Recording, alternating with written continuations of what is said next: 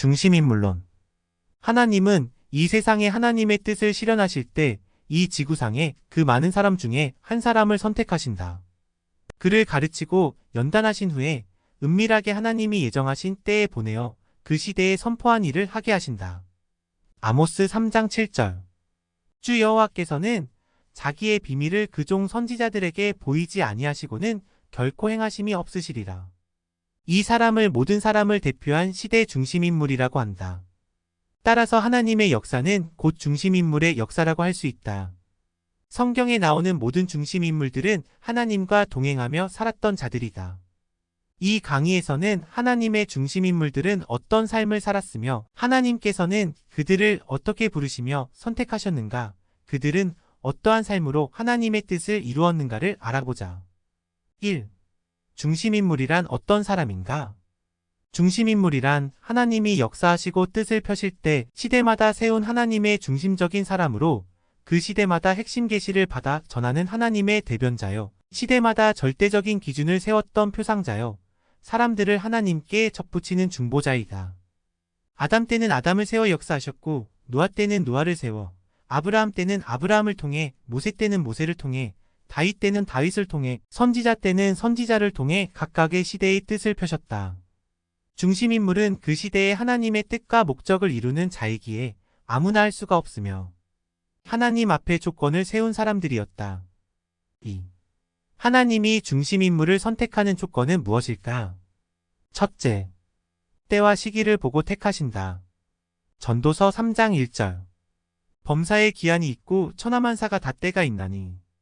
하나님은 사람들이 알든지 모르든지 역사의 때가 되면 그 시대에 해당되는 중심인물을 보내어 역사를 시작하신다. 천품이든 능력이든 모든 면에서 다 갖춰져 있을지라도 사람이 성공하려면 때를 잘 타야 된다. 만사의 때가 있기에 하나님 목적의 때에 맞는 사람을 선택하신다. 또한 하나님의 때에 그의 나이도 꼭 보시고 선택하신다. 둘째, 중심 성품을 보고 택하신다. 사무엘상 16장 7절. 여호와께서 사무엘에게 이르시되 그의 용모와 키를 보지 말라. 내가 이미 그를 버렸노라. 내가 보는 것은 사람과 같이 아니하니 사람은 외모를 보거니와 나 여호와는 중심을 보느니라 하시더라. 하나님은 사람의 마음, 중심을 먼저 살펴보신다. 사람은 그 마음 됨됨이가 가장 근본이다. 하나님의 성품과 마음과 얼마나 닮았는지, 또 원래부터 타고난 하늘의 사상, 정신, 인격이 얼마만큼 갖춰져 있는지를 보고 뽑으신다. 무엇보다도 그 마음에 하늘을 향한 천심이 있어야 한다. 하나님의 마음을 닮지 아니하고서는 하나님의 일을 세상에 반영시킬 수도 없고 하나님의 뜻으로 많은 생명들을 부모같이 혹은 목자가 양을 다루듯 다스릴 수가 없는 것이다. 아가서 6장 10절. 아침비같이 뚜렷하고 달같이 아름답고 해같이 맑고 깃발을 세운 군대같이 당당한 여자가 누구인가. 이 말씀처럼 부드럽지만 규모 있고 각 있는 성격을 찾으신다. 아침빛같이 뚜렷한 성품이란 희망, 소망, 칼 같은 명확한 성격을 소유해야 한다는 말이며 달같이 아름답다는 뜻은 온유하고 냉정하면서도 인자해야 함을 말한다. 해같이 맑아야 한다는 뜻은 정열적이며 권위 있는 성품으로 순진하고 순결해야 한다는 의미이며 깃발을 세운 군대같이 당당하다는 것은 담대하고 용기 있고 뚜렷하다는 의미인데 하나님은 이러한 자를 찾으신다. 미련한 자는 겉만 보고 좋아하지만 지혜로운 자는 속을 보고 좋아한다. 하나님은 이와 같이 모든 것을 잘 갖춰놓고 준비하며 예비된 신부 같은 자를 귀하고 가치 있게 쓴다는 것이다. 셋째, 소질과 재질을 보고 택하신다. 국가대표를 뽑을 때도 그 실력을 보고 뽑듯이 하나님의 중심인물도 그 실력과 소질, 재질을 보고 선택하신다. 하나님의 뜻을 어떤 어려움 가운데서도 시키면 감당할 수 있냐는 것이다. 사람의 기질과 재질은 강한 마음에서 나온다.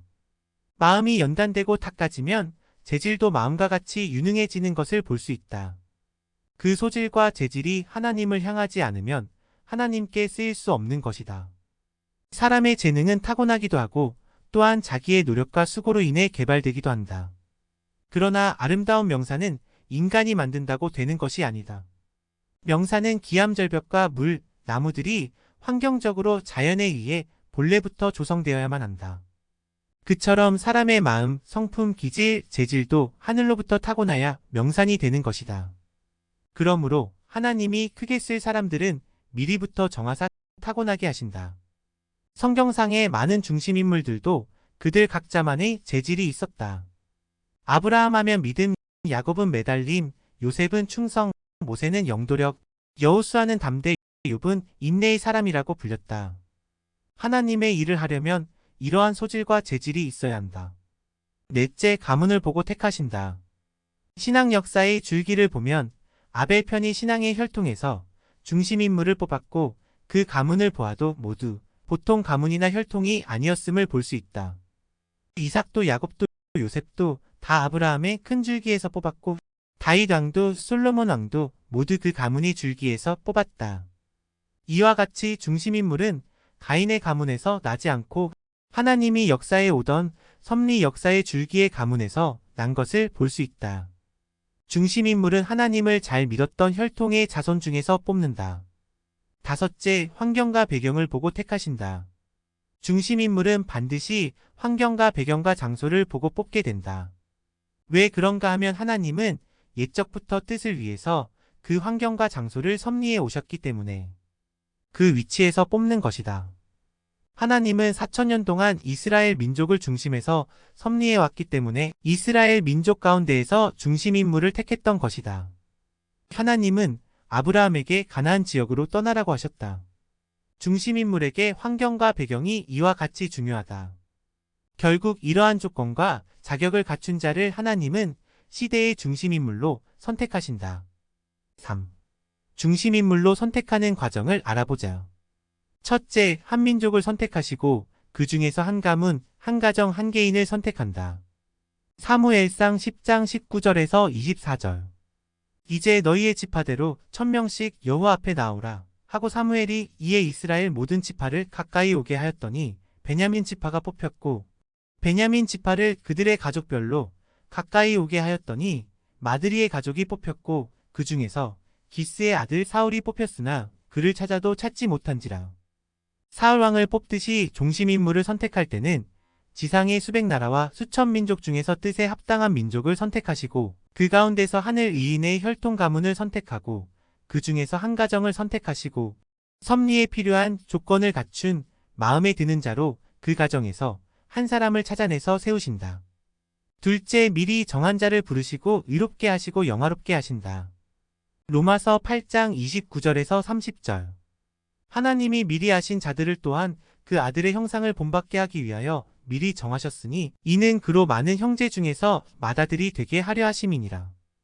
또 미리 정하신 그들을 또한 부르시고 부르신 그들을 또한 의롭다 하시고 의롭다 하신 그들을 또한 영화롭게 하셨느니라. 1. 미리 정하신다. 에베소서 1장 4절 곧 창세전에 그리스도 안에서 우리를 택하사 우리로 사랑 안에서 그 앞에 거룩하고 흠이 없게 하시려고. 하나님은 중심인물을 그 뛰어난 중에 미리 택해내서 하나님을 닮고 성자의 형상을 본받을 것을 하나님의 인간 구원의 뜻을 이룰 것을 영화롭게 잘 될 것으로 미리 정하셨으니 그 정하신 대로 기르신다. 2. 부르신다. 사무엘상 3장 10절. 여호와께서 임하여 서서 전과 같이 사무엘아 사무엘아 부르시는지라. 사무엘이 이르되 말씀하옵소서 주의 종이 듣겠나이다. 데살로니가 후서 2장 13절에서 14절.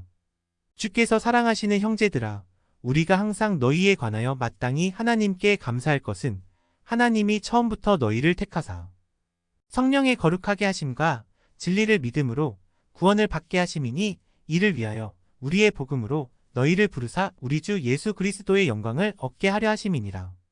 성경 속의 중심 인물들은 모두 하나님의 뜻을 위하여 부름받은 사명자들이다. 하나님은 성경의 인물들을 각양각색으로 생활 가운데 자기가 처한 곳에서 부르셨다. 아브라함은 우상 장사하는 가정 가운데서 부름받았다. 모세는 궁전에서 부름받았고 기드온도 타작마당에서 타작하다가 하나님의 사자에 의해 부름받았다. 사무엘 선지자도 어렸을 때 신전에서 부름받았다. 다윗도 목동으로 초장에서 양을 치다가 부름을 받았고 아모스 선지자도 뽕나무를 재배하는 농군이었는데 부름을 받았다. 사마리아 여인은 우물가에서 물을 깃다가 부름을 받았고 삭개오는 뽕나무 위에서 부름받았다. 바울도 천막 짓는 일을 하다가 부름받았다. 이처럼 하나님은 그들이 처한 위치에서 그들을 부르셨고 모든 중심 인물들은 무조건 100% 감사하고 순종하며 따라왔다. 3. 의롭게 하신다. 욥 23장 10절. 내가 가는 길을 그가 아시나니 그가 나를 단련하신 후에는 내가 정금같이 나오리라. 부르신 후 말씀을 듣고 믿고 순종하게 만드시고 정금같이 연단하여 의롭게 만드신다. 이것은 연단 과정이다. 하나님이 맡긴 사명을 하나님과 함께 하기 위해 그 몸과 마음과 영혼을 연단시키신다. 마음을 갈고 닦고 하나님의 성품으로 더욱 의롭게 만드신다. 사랑과 긍휼과 자비와 인내와 담대함과 화평과 너그러움으로 각종 신의 성품으로 만드신다. 또한 본인이 스스로 깨닫고 무지와 지혜와 의를 터득하게 하신다. 자기 스스로 의의 절대적 조건을 세워야 하나님께 인정되어 사탄이 주관하지 못하게 된다. 이때 하나님의 말씀을 더욱 깊이 배우게 하고 영적인 사람이 되게 하며 세상을 여러 가지로 겪고 배우게 하여 인생에 대해 하나님의 뜻에 대해 깨닫게 하신다. 하나님의 섭리의 뜻을 이루기까지 중심인물들이 받는 육체적인, 심령적인 연단, 고난, 수련은 엄청난 것이다. 성경의 인물들은 이 과정의 승리자들이다. 이 과정에서 하나님께 100% 믿음과 행실로 인정받아야 한다. 4. 영화롭게 하신다. 마태복음 6장 33절. 그런즉 너희는 먼저 그의 나라와 그의 의를 구하라. 그리하면 이 모든 것을 너희에게 더하시리라. 사도행전 3장 13절. 아브라함과 이삭과 야곱의 하나님 곧 우리 조상의 하나님이 그의 종 예수를 영화롭게 하셨느니라.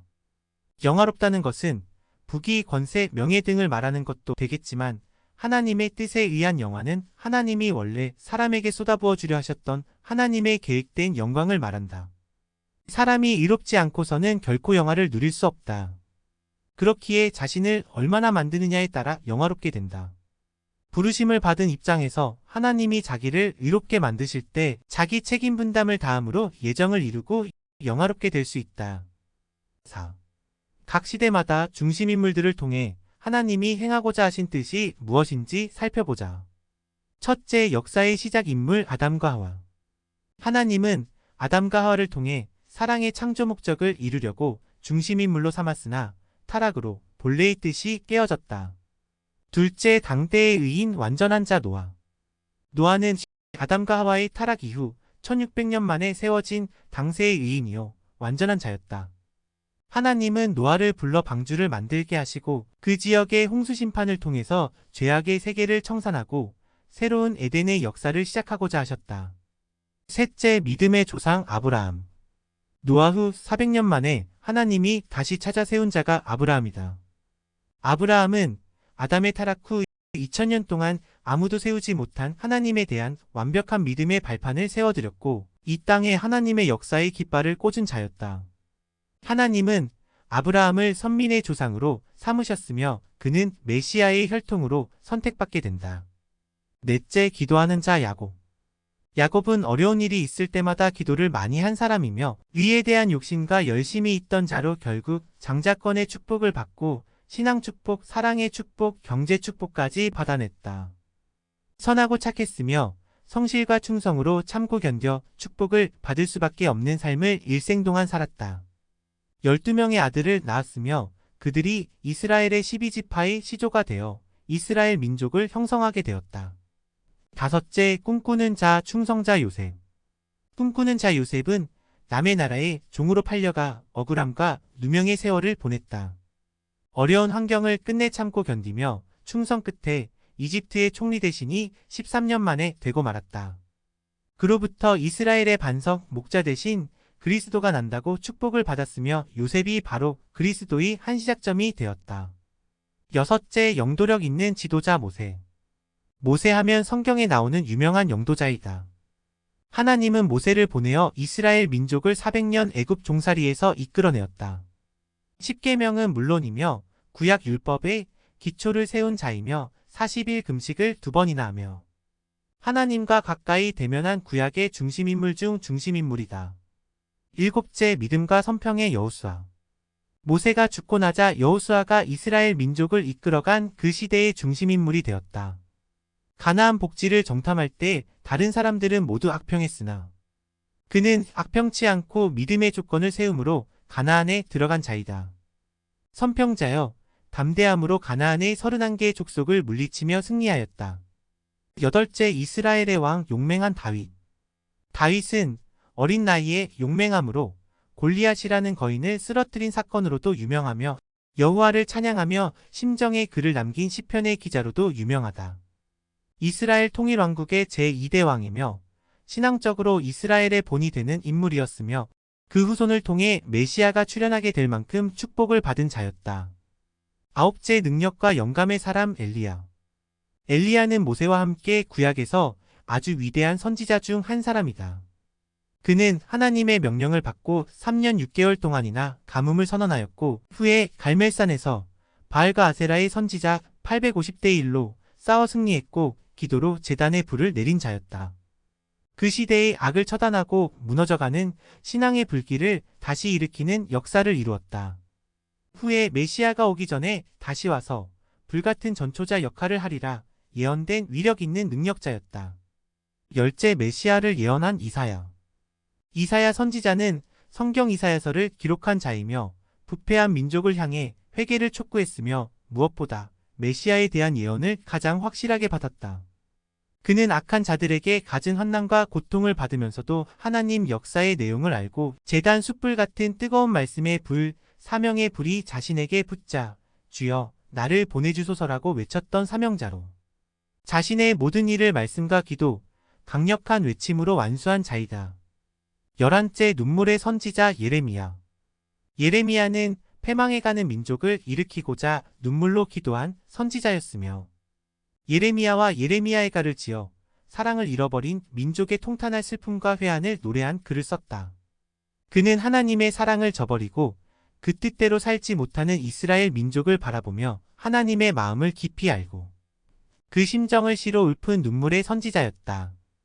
12째, 결심과 패기의 사나이 다니엘. 다니엘은 구약 4대 선지자 중 한 사람이며 바벨론 포로 시대 때 절대적인 신앙의 조건을 세운 인물이다. 그는 용모가 아름다울 뿐 아니라 영특하며 패기 있고 포로라는 어려운 상황 속에서도 신앙의 지조를 지켜 사자굴까지 가게 되었으나 결국 승리했다. 절대적인 기도와 응답을 받기 전에는 일어서지 않는 결단의 소유자로 바벨론 왕국에서 페르시아 왕조 때까지 왕이 4번 바뀌어도 2인자의 자리를 지킨 전지적인 인물이며 승리의 표상이 되었다. 13째, 성전 재건의 느헤미야. 느헤미야도 바벨론 포로 시대의 인물로서 왕의 신임을 얻어 술관원장이 되었다. 충성스러움으로 왕에게서 인정받았고 민족을 위해 애타는 기도 끝에 선지자의 명을 받아 유다의 총독이 되어 예루살렘 성전을 재건한 인물이 된다. 많은 어려움이 있었지만 한 손에는 칼을, 한 손에는 벽돌을 들고 기도와 애국정신으로 밀어붙여 민족의 소망이자 염원인 무너진 예루살렘 성전 재건을 굳건히 완수한 신앙의 사람이 되었다. 14째, 구약의 마지막 예언가 말라기. 말라기는 메시아의 도래를 갈망하여 하나님 오시기를 기다리는 이스라엘 민족에게 메시아가 와서 새로운 시대가 시작되고 신앙의 이상을 누리며 살 것을 예언한 구약의 마지막 선지자이다.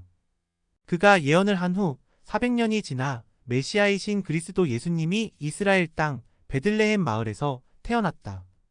15째, 세계복음화를 이룩한 사도 중의 사도 바울. 사도 바울은 예수님이 돌아가신 후 회심하고 돌아와 그 시대의 복음 역사를 이어받은 사명자이다. 그는 예수님의 복음을 전 세계에 확산시킨 신약의 선구자 역할을 하였다. 특히 신약 성경 27권 가운데 14권까지 썼던 영적이고 신령한 사람이었다. 16째, 종교개혁의 문을 연 루터. 1600년 전통의 카톨릭은 면죄부를 판매하는 등의 부패에 빠졌으며 그 당시 신부였던 루터는 오직 하나님, 오직 믿음, 오직 성경을 주장하며 종교개혁의 문을 열었다. 17째, 절대 예정의 개혁가 칼빈.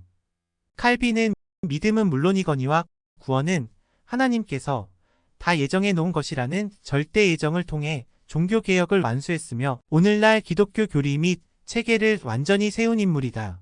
그가 카톨릭에서 나오므로 400년 기독교 역사가 시작되었다. 결론 1. 오직 그 시대에 보낸 자, 곧 중심자를 따라가는 자가 의인이다. 요한복음 6장 28절에서 29절 그들이 묻되 우리가 어떻게 하여야 하나님의 일을 하오리이까? 예수께서 대답하여 이르시되 하나님께서 보내신 이를 믿는 것이 하나님의 일이니라 하시니. 하나님은 각 시대 중심인물과 사명자에게 현실과 앞날에 일어날 일들을 밝히 보이시고 말씀하시고 행하신다. 구원은 하나님의 말씀으로 받는 것이다. 그 말씀을 듣고 행해야 구원받는다. 구원받지 못하면 그 영은 사망권의 영이 되어 영원히 고통받고 그 육도 사망권의 사람으로 살다가 끝날 뿐이다. 아무리 신앙생활을 열심히 오랫동안 했다고 해도 그 시대 하나님이 보낸 중심자를 통한 하나님의 말씀을 따르지 않으면 하나님의 뜻을 이룰 수가 없다. 하나님이 보낸 사명자를 믿고 따르며 그의 말씀에 순종하고 행하는 것으로 하나님의 뜻을 이루며 의인이 되는 것이다. 2. 시대의 중심인물을 찾고 맞으라. 그를 사랑하는 자가 진정으로 하나님을 사랑하는 자다. 지금은 성경에서 말하는 재림의 때다. 2000년 전 다시 오신다고 말씀하신 대로 재림은 분명히 이루어진다. 이 말씀을 통해 재림을 맞이할 수 있도록 예비해야 한다. 이 시대는 새 시대, 불같은 말씀을 가져와 재림과 휴거의 말씀을 전하며 이룬 자가 바로 이 시대 중심인물이다. 하나님을 사랑하는 것도 크지만 하나님이 사랑하는 중심인물을 사랑하는 것 또한 매우 크고 중요한 일이다. 그를 통해 하나님께서 나타나시고 뜻을 이루시기 때문이다. 이스라엘 민족은 하나님을 절대적으로 믿고 사랑하였으나 하나님이 보내신 예수님을 믿지 못하고 사랑하지 않았다. 이와 같이 하나님을 사랑하는 것은 누구나 할 수 있지만 하나님이 사랑하는 자를 사랑하는 것은 어렵다. 그러나 하나님이 사랑하는 자를 사랑하는 것이 진정한 사랑이며 하나님이 진실로 원하시는 일이다.